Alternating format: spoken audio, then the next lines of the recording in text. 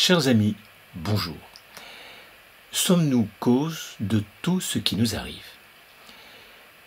Je vais bien sûr intervenir en tant que formateur en éveil de conscience et en maîtrise de soi, mais aussi en tant que scientifique de formation.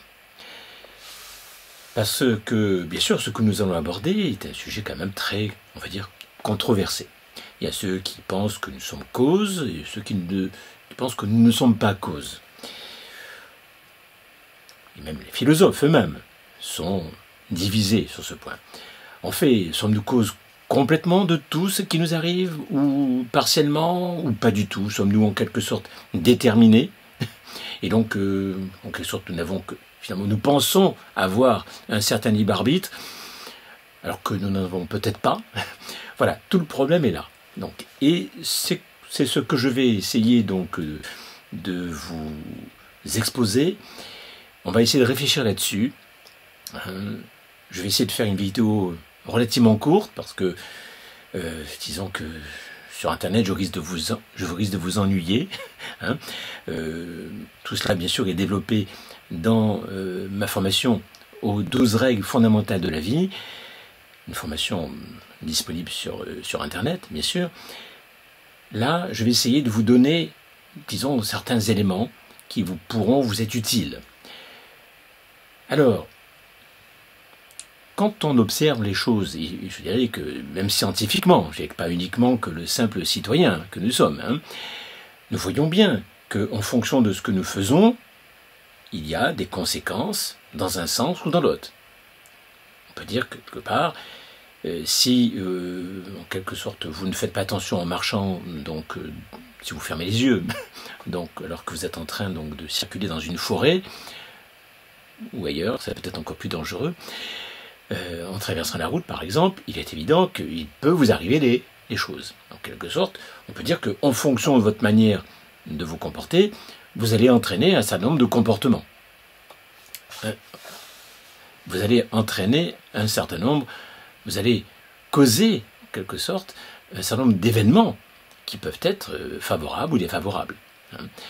Donc, en effet, on peut toujours dire que nous sommes cause. À un instant bien précis, nous sommes cause de ce qui va nous arriver. Mais, en fait, quand nous agissons dans un sens ou dans un autre, sommes-nous vraiment totalement cause, puisque, quelque part,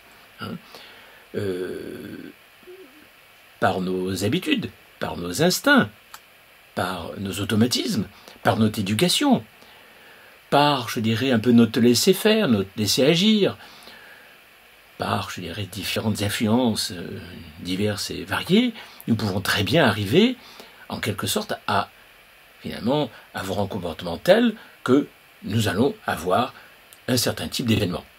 Imaginez que vous soyez dans la voiture, vos enfants derrière sont en train de jouer un peu trop fort et de se disputer peut-être, et puis là vous êtes en train donc de leur dire mais arrêtez, taisez-vous, ça suffit, et je dirais le moment de distraction que vous allez avoir à essayer de les calmer et d'essayer cela vous rendra moins conscient, moins attentif à la conduite, et un événement, en tout cas un signe, en tout cas vous aura échappé et vous risquez d'avoir un accident. Alors, généralement, quand nous sommes stressés, lorsque nous sommes énervés, nous pouvons très bien, en effet, avoir tendance à être moins conscients, à être moins attentifs à certaines choses.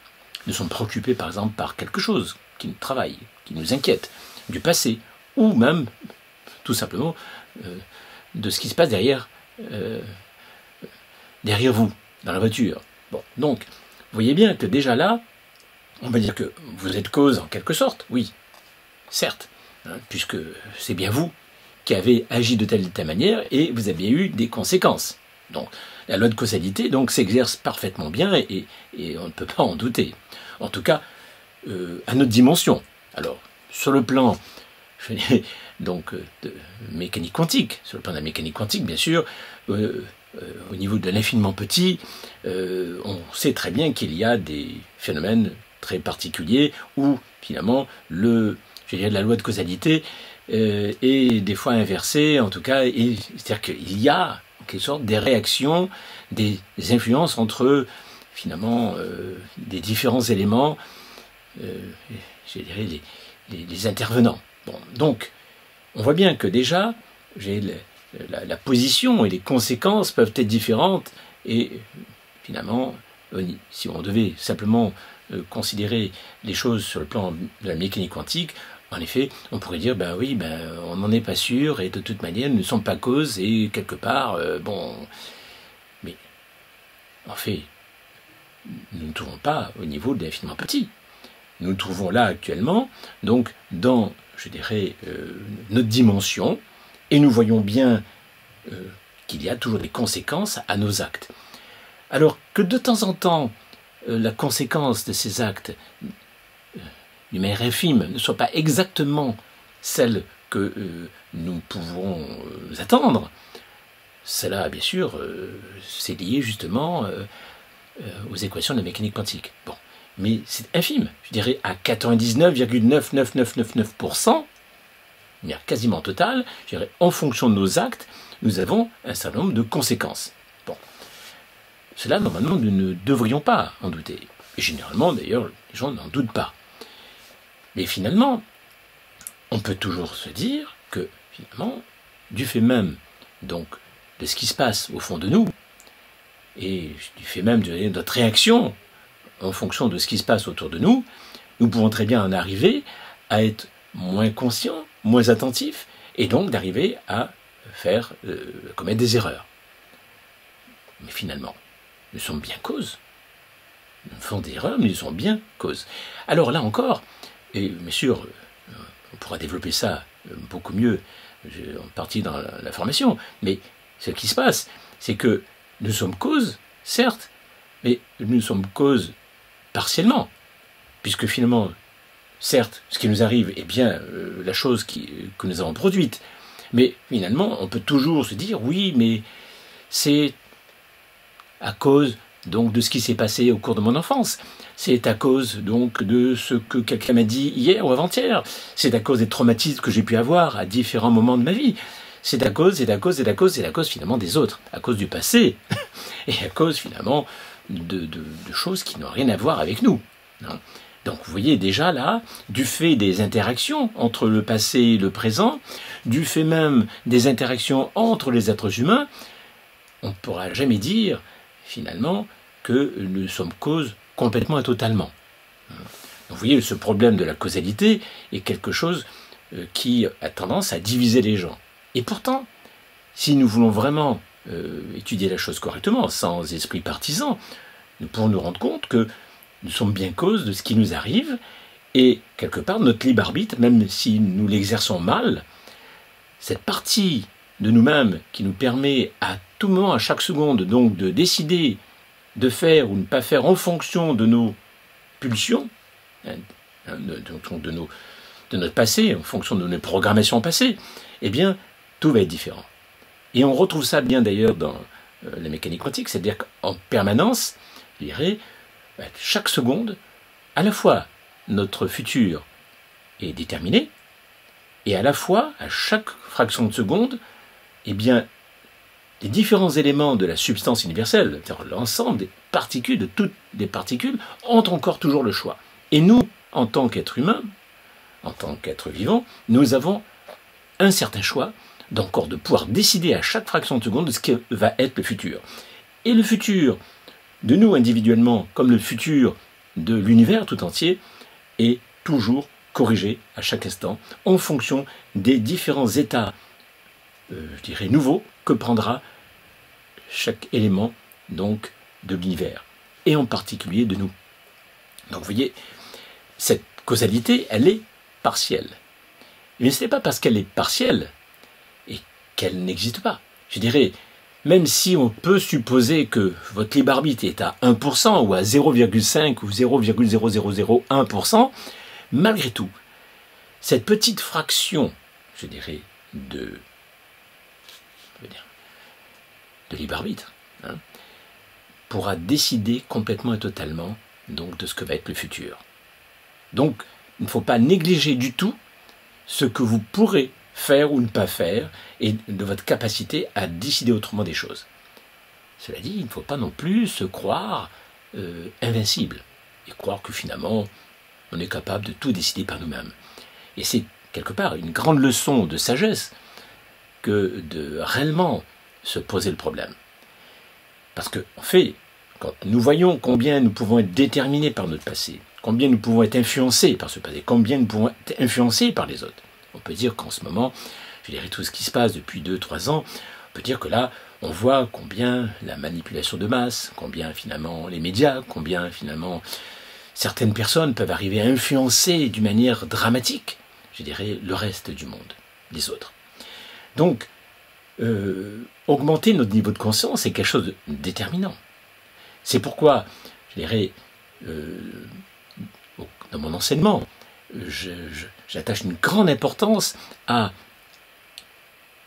effectuer ce travail sur soi, mais en tenant compte toujours de l'actualité, en tenant compte de la réalité des autres.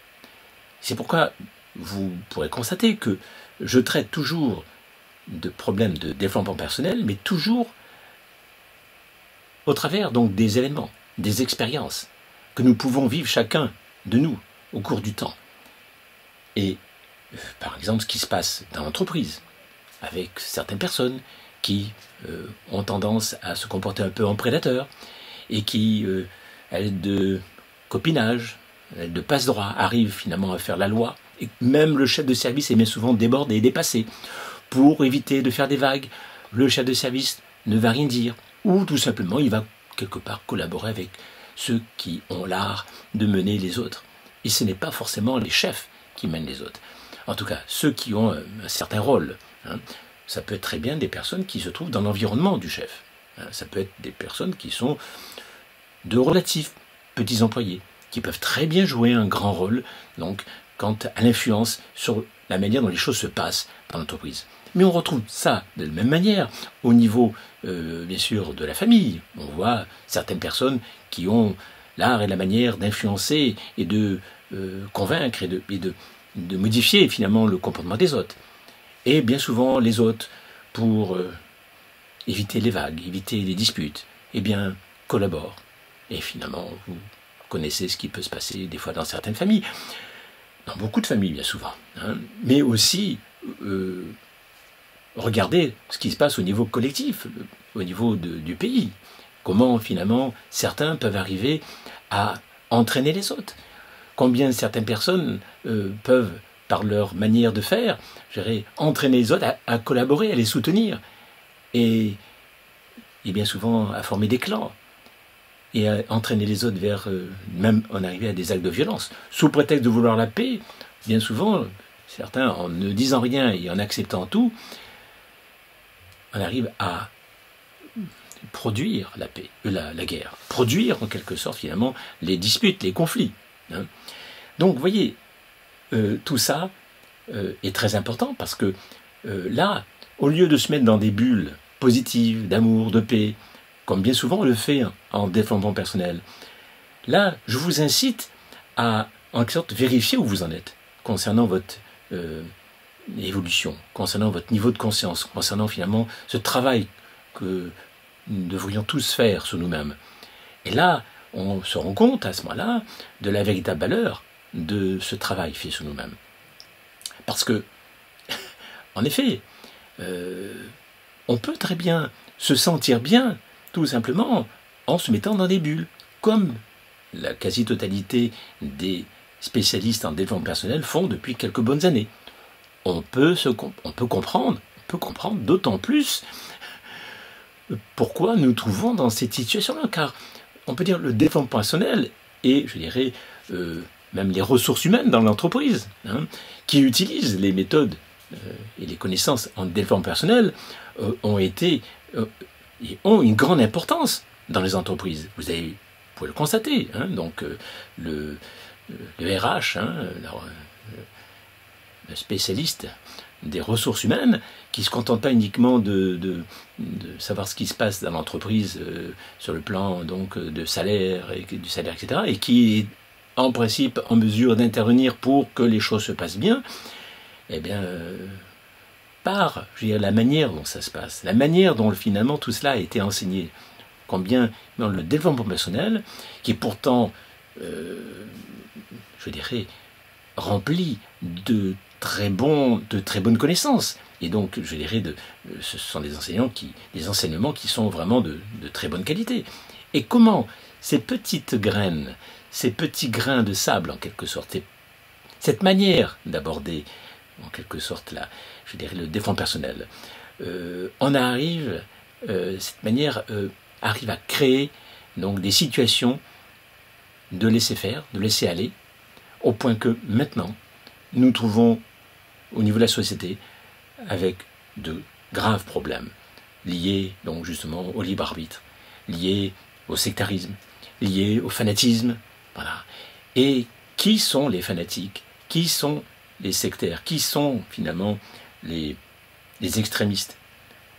Est-ce que ce sont finalement ces malheureux complotistes, ces personnes qui osent dire des choses qui ne correspondent pas à ce que la majorité et le pouvoir répètent?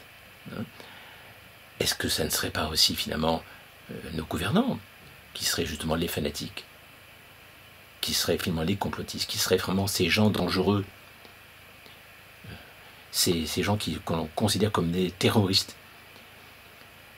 Vous voyez que, avec ce problème de la causalité, nous mettons forcément en contact avec, si l'on veut être honnête, avec la réalité.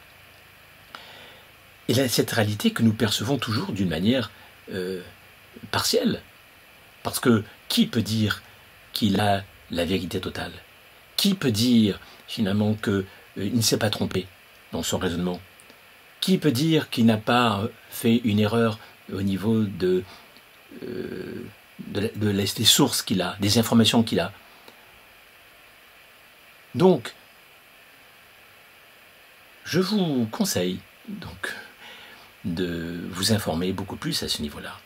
Car si nous voulons vraiment arriver donc à nous construire d'une manière beaucoup plus harmonieuse, beaucoup plus efficace aussi dans la vie, si nous voulons vraiment vivre en paix, mais une paix qui ne consiste pas à faire, je dirais, une bulle, de s'isoler, une paix qui ne consiste pas finalement à s'isoler du monde, à faire comme si finalement tout allait très bien.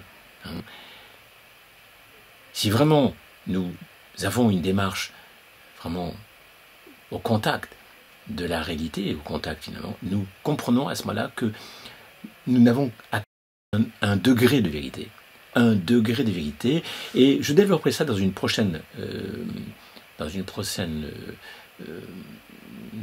vidéo. Je développerai justement le processus de conscience, avec les différentes conditions qui permettent donc un déroulement de ce processus de conscience en nous. Malheureusement, c'est quelque chose qui n'est pas enseigné. D'ailleurs, j'ai cherché sur Internet s'il y avait quelques informations à ce sujet-là, et on n'a pas vraiment de réelle méthodologie, à part quelques informations de ci, de là. Mais je dirais un processus, rassembler les conditions donc d'un bon processus de conscience, ça c'est quelque chose d'un processus de conscience qui permet donc de se rapprocher le plus possible de ce qu'on peut appeler la vérité.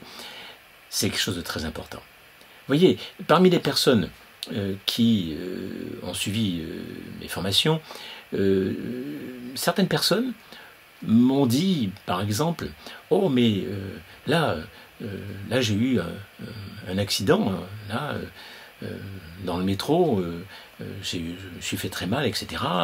Oui, mais c'est parce que les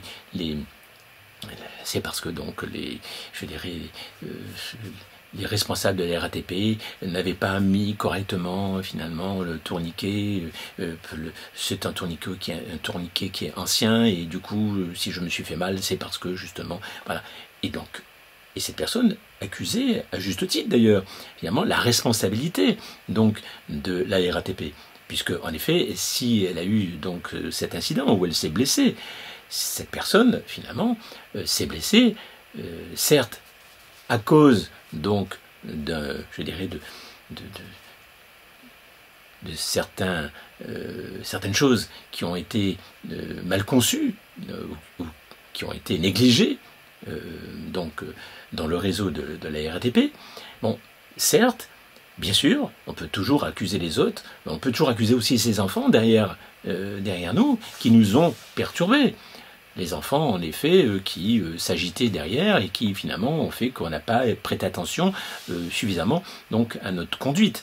Bon, on peut toujours accuser même nos gouvernants, on peut toujours accuser, bien sûr, que les autres sont responsables, on va dire, donc, du fait qu'ils ont participé donc, à des comportements ou des actes nuisibles, ou pas. Hein. Bien sûr que les autres sont responsables. Nous sommes tous responsables. Mais ça n'empêche pas que, quoi que les autres fassent, quel que soit finalement leur comportement, je dirais leur niveau de méchanceté, leur niveau d'inconscience, leur niveau en quelque sorte, je dirais, de malveillance, quel que soit le niveau de malveillance de quiconque, pourquoi nous, de notre côté, nous trouvons-nous devant certaines circonstances? Pourquoi ne sommes-nous pas au bon moment, au bon endroit? Pourquoi ne sommes-nous pas guidés pour être vraiment suffisamment là où il faut, au moment où il faut? Pourquoi avons-nous, à un moment donné, été dans une sorte de demi-conscience et n'avons-nous pas, en quelque sorte, suffisamment prêté attention à ce que nous faisions? Parce que ce genre d'accident que l'on peut avoir, que ce soit en voiture ou dans le métro ou ailleurs, hein, nous faisons quotidiennement, nous conduisons pour certains tous les jours, nous allons dans le métro quasiment tous les jours pour certains, et pourquoi à un moment donné, justement, un événement malheureux se produit? On peut toujours accuser les autres, on peut toujours accuser le fait qu'il y avait des encombrements, on peut toujours dire que finalement la route était vraiment pas suffisamment visible, on peut toujours accuser. À juste titre en plus bien souvent, parce que les autres en effet ne sont pas toujours très gentils, les autres ne sont pas toujours vraiment agréables, les autres ne sont pas toujours conscients, les autres ne sont pas toujours suffisamment bienveillants et responsables. Non, les autres, bien souvent, se comportent un petit peu comme des prédateurs. Donc nous arrivons, qu'on le veuille ou non, toujours, à des situations, finalement, où que nous n'approuvons pas, des choses, finalement, qui nous gênent, qui correspondent, finalement, à des difficultés. Mais pourquoi sommes-nous là à ce moment-là? Pourquoi avons-nous, en quelque sorte, à un moment donné, sommes-nous sortis au mauvais moment pour que un fou ou un imbécile soit là pour finalement nous poser des problèmes? Il faut bien comprendre que nous sommes tous en interaction et en permanence, je dirais, notre état vibratoire est en interaction avec l'état vibratoire du reste du monde.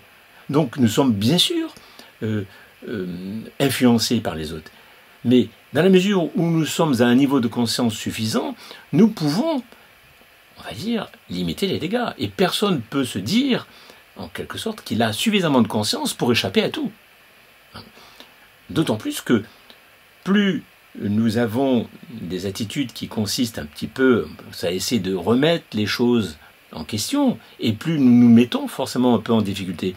Le fait de se mettre dans des bulles positives ou des bulles d'amour, enfin, il est évident que ça nous protège partiellement, momentanément. Le fait donc de ne pas vouloir de vagues, le fait de rester dans son coin et de ne rien dire, de laisser faire momentanément, c'est agréable parce qu'il n'y a pas de conflit.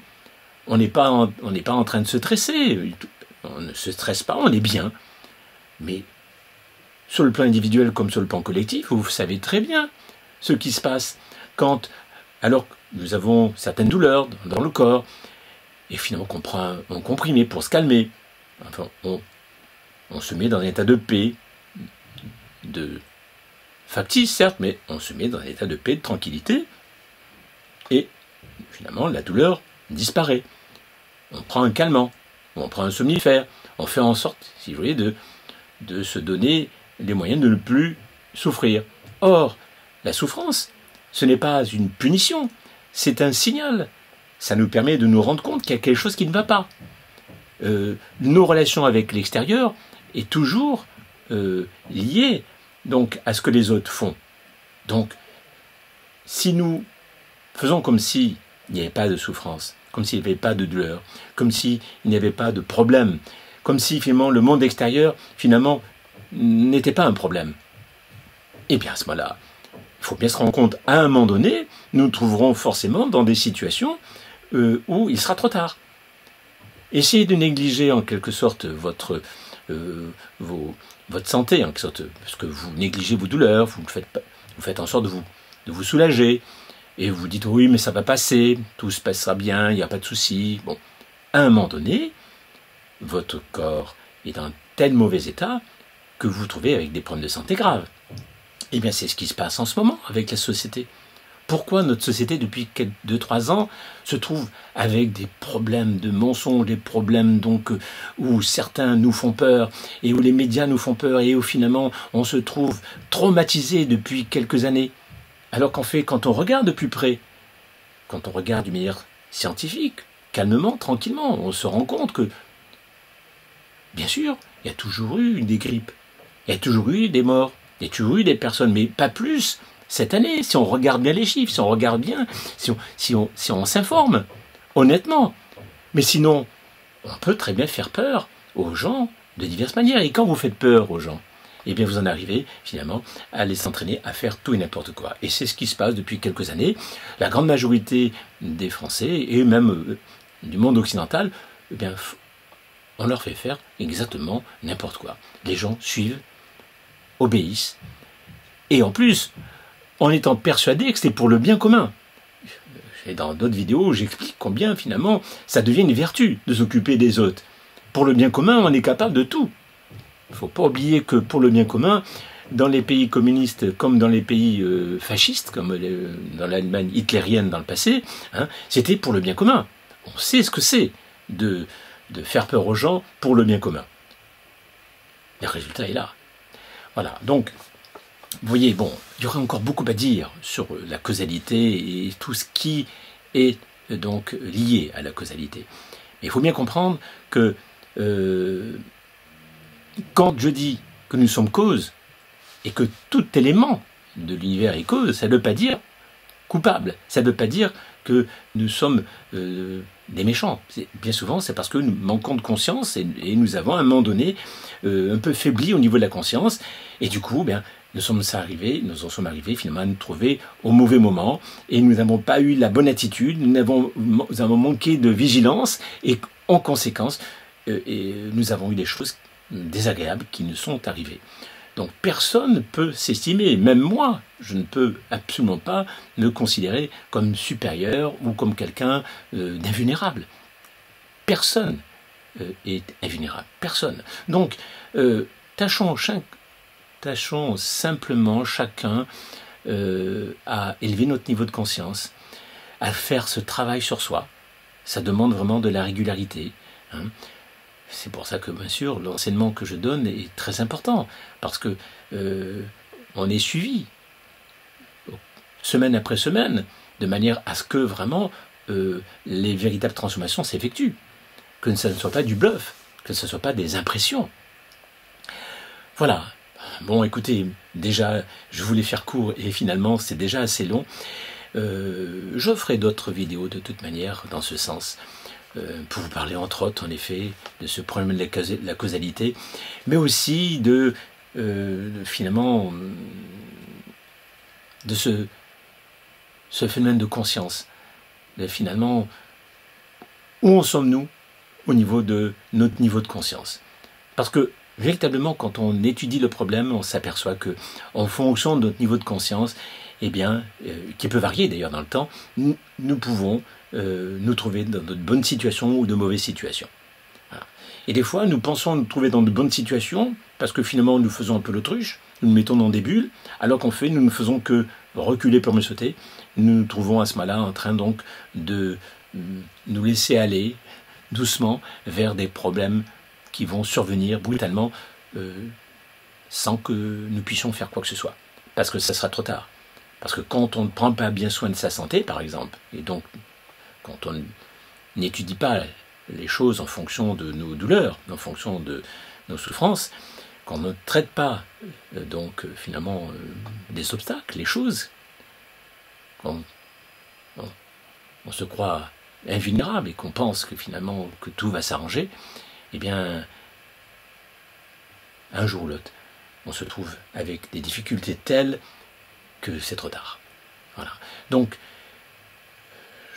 j'espère que, en tout cas, cette vidéo, vous allez l'apprécier. J'espère que cela vous permettra d'avancer un petit peu et en quelque sorte de progresser.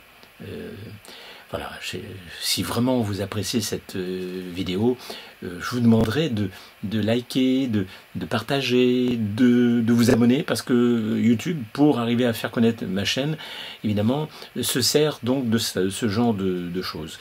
Donc, n'hésitez pas, si ça vous fait plaisir et que vous appréciez ce que je fais, n'hésitez pas donc à vous abonner et à liker, à partager.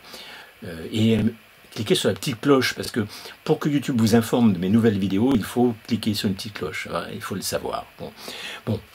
Allez, pour aujourd'hui, je vais arrêter de parler. Je vous souhaite plein de bonnes choses, prenez bien soin de vous, et je vous dis à une prochaine vidéo. À bientôt, au revoir.